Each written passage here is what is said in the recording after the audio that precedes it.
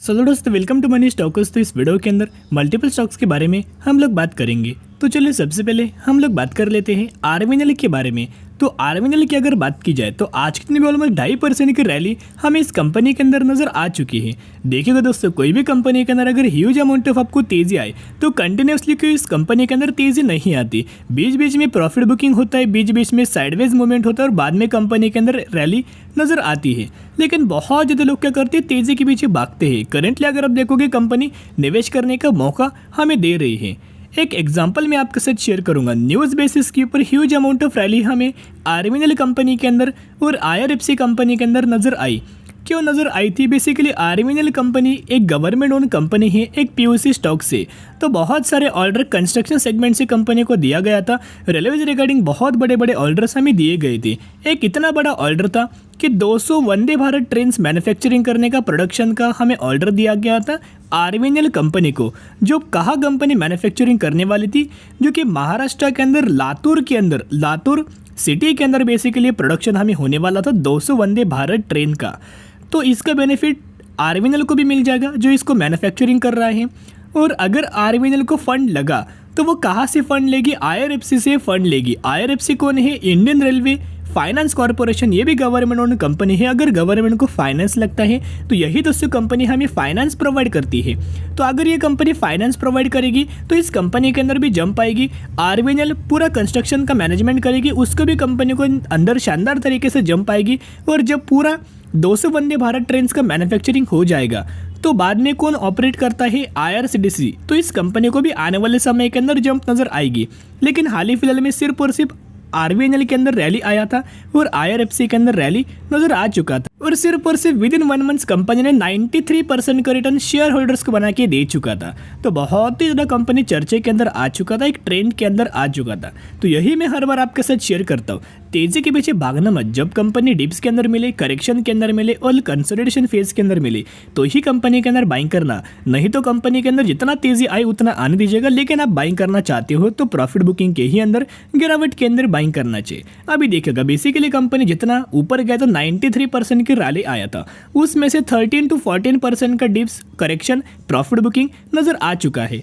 अभी कहाँ तक कंपनी आ सकता है उसके बारे में तो हम लोग बात करेंगे। देखिएगा आरवीएनएल कंपनी का अगर आप परफॉर्मेंस देखोगे तो फंडामेंटल तो कंपनी स्ट्रांग ही, लेकिन कंपनी के पैरामीटर्स भी फंडामेंटली स्ट्रांग होने चाहिए। तो देखिएगा नेट प्रॉफिट 760 करोड़, 990 करोड़, 1180 करोड़, 1440 करोड़।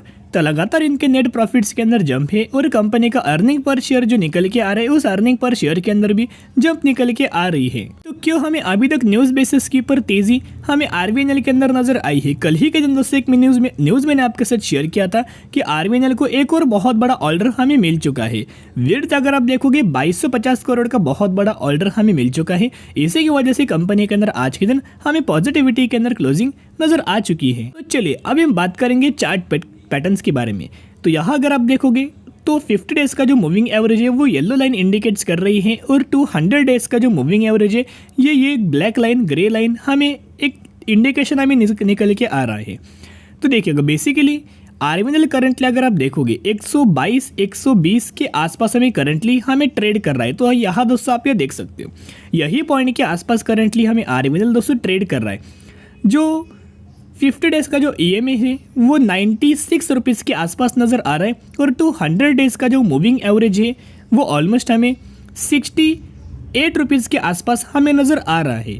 या और कंपनी का जो प्राइस है 120 रुपये के आसपास हमें ये कंपनी ट्रेड कर रही है। यानी कि दोस्तों अभी भी अगर आप देखोगे कभी भी जो कंपनी का चार्ट होता है वो मूविंग एवरेज के ही आसपास हमें ट्रेड करता है। पहले भी अगर आप यह देखोगे तो पास्ट में भी ऐसा हो चुका है कि कंपनी के अंदर ह्यूज अमाउंट ऑफ रैली आया था। रैली के अंदर बहुत सारे लोगों ने निवेश किया, बहुत ज़्यादा लोग ट्रैप हो गए, तेज़ी के पीछे भागे। ये लाइन बहुत ही तब दोस्तों नीचे थी, लेकिन लाइन कहाँ तक आई? देखिएगा कंपनी 80 रुपये तक चला गया था। ऑलमोस्ट 34 रुपीज़ का स्टॉक 80 रुपये के आसपास चला गया था। फिर कंपनी डिप्स के अंदर मिला था 80 रुपये की कंपनी 60 रुपये के आसपास आई, फिर हमें तेज़ी नज़र आई। तो अभी अगर आप देखोगे 120 रुपये के आसपास कंपनी है। बेसिकली कंपनी 100 रुपीज़ तक तो हमें आ सकती, इस तरीके से प्रेडिक्शन हमें नज़र आ रहा है। अभी कोई 100% आएगी ऐसी बात नहीं है, लेकिन कब हमें आरवीएनएल के अंदर बाइंग करना चाहिए, जब कंपनी आपको 110 से लेके 115 रुपये के आसपास मिले, वहाँ से ही कंपनी के अंदर धीरे धीरे करके आप बाइंग अपना स्टार्ट कर सकते हो। लेकिन अगर आप लंबे समय के लिए होल्ड करना चाहते हो तो ही आरवीएनएल, तो ही आईआरएफसी कंपनी के अंदर निवेश करना। इस पॉइंट से बाय ऑन स्ट्रेटेजी अप्लाई करके लंबे समय के लिए होल्ड करके चलिएगा तो ही आपको आरवीएनएल कंपनी के अंदर ह्यूज अमाउंट ऑफ रिटर्न आ जाएगा। अभी 120 रुपये के ऊपर चल रही, आने वाले साल में 1200 रुपये का लेवल टच कर सकती है, और उसके भी आने वाले समय के अंदर 12,000 की भी लेवल्स के ऊपर कंपनी टच कर सकती है। कंपनी का अगर बिजनेस अच्छा हो, कंपनी के अगर पैरामीटर्स अच्छा हो, कंपनी अगर डिमांडिंग हो, तो ही वो company multibagger return share holders को प्रोवाइड कर सकती है। तो यहाँ अगर आप आरवीएनएल का दोस्तों चार्ट देखोगे तो ऑलमोस्ट हमें कंपनी का एक सपोर्ट लेवल नज़र आ रहा था। उसी सपोर्ट लेवल को, उसी पहले रजिस्टेंस लेवल था, वो रजिस्टेंस लेवल कंपनी ने निकाला। उसके बाद क्या हुआ, यही दोस्तों सपोर्ट हमें बन चुका है। एक बार कंपनी 115 रुपये के आसपास लेवल दोस्तों अगर ब्रेक करती है तो 100 रुपये के आसपास भी कंपनी का प्राइस आ सकता है। लेकिन जब भी कंपनी 115 रुपये के आसपास मिले, तभी से कंपनी के अंदर बाय ऑन स्ट्रेटेजी अप्लाई करके लंबे समय के लिए होल्ड करना। कोई ज़्यादा हमें करेक्शन होने का चांस बहुत ही कम है, क्योंकि कंपनी को ढेर सारे प्रोजेक्ट्स, ढेर सारे ऑर्डर्स हमें मिल रही है। तो आरवीएनएल के अंदर बाय ऑन स्ट्रेटेजी अप्लाई करके लंबे समय के लिए होल्ड करना। चलिए अभी हम बात करेंगे आईआरएफसी के बारे में, जो कि इंडियन रेलवे को एक कंपनी हमें फाइनेंस प्रोवाइड करता है। इस कंपनी के अंदर भी तेजी आया था एज कम्पेयर टू आरवीएनएल, बहुत ही कम तेजी आया था, लेकिन ऑलमोस्ट कंपनी के अंदर 20 से 25% का रिटर्न शेयर होल्डर्स को कंपनी ने बना के दिया हुआ था एक महीने में ही। 1.5% की रैली आज के दिन हमें आईआरएफसी के अंदर नजर आ चुकी है। तो देखिएगा अभी हम बात करेंगे मूविंग एवरेज के बारे में, जिस तरह से हमने बात किया आरवीएनएल के बारे में। तो ये जो येलो लाइन इंडिकेट्स करता है वो 50 डेज का मूविंग एवरेज है। 200 मूविंग एवरेज जो इंडिकेट्स करता है ग्रे लाइन। तो बेसिकली जो 50 डेज का जो मूविंग एवरेज है वो 31 रुपीज़ के आसपास है, और जो ऑलमोस्ट हमें 200 डेज का जो ईएमआई है 28 रुपीज़ के आसपास हमें नज़र आ रहा है, और करंटली कंपनी 34 रुपीज़ पर हमें ट्रेड कर रही है। तो यहाँ हमें बहुत चांसेस नज़र आ रहे हैं कि बीच बीच में कंपनी ऐसे दिखाएगी कि कंपनी अब हमें जा रही है, लेकिन वहाँ से कंपनी रिवर्सल हमें आ जाएगी। तो ये ट्रैप जोन है, इस जोन के अंदर दोस्तों करंटली निवेश मत करना, आप 100% ट्रैप हो जाएंगे। तो कब हमें इसके अंदर निवेश करना चाहिए, जब आपको बेसिकली 30 रुपीज़ के आसपास आपको आईआरएफसी कंपनी मिले, तभी से कंपनी के अंदर हर एक डिप्स के अंदर बाय ऑन स्ट्रेटेजी अप्लाई करना और लंबे समय के लिए होल्ड करना। एक पॉइंट ध्यान में रखना कि आईआरएफसी कंपनी जो है वो फंडामेंटल तो स्ट्रांग है ही, फाइनेंस सेगमेंट से जो कंपनी बिलोंग करती है, लेकिन एक बहुत ही स्लो चलने वाली कंपनी है। इतना पॉइंट नोट करना। अगर आपके पास पेशेंस है तो ही इस कंपनी के अंदर निवेश करना, अगर आपके पास पेशेंस नहीं है तो इस कंपनी को इग्नोर करके ही चल सकते हो। इसका अगर आप टेक्निकल चार्ट अगर आप देखोगे तो एक रजिस्ट्रेशन लेवल निकल के आ रहा है 37 रुपीज़ का, और एक सपोर्ट लेवल निकल के आ रहा है 30 रुपीज़ का।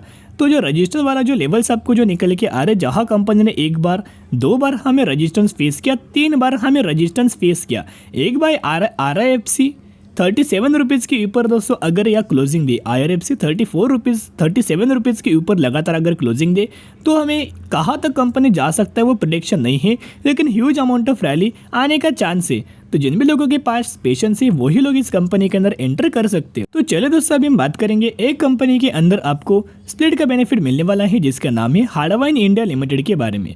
1:10 रेशियो के अंदर स्प्लिट का आपको दोस्तों बेनिफिट मिलने वाला है। 1 के बदले आपको 10 शेयर मिलेंगे और 10 के बदले 100 शेयर इस कंपनी के अंदर मिलने वाला है। जब से कंपनी आई है तब से 320-330% का रिटर्न शेयर होल्डर्स को प्रोवाइड कर चुकी है, और कंपनी का मार्केट कैप भी 1000 करोड़ का है। तो एक स्मॉल कैप कैटेगरी से कंपनी बिलोंग करती है। तो स्प्लिट की हमें जो एक्स डेट निकल के आ रही है 5 जून निकल के आई है।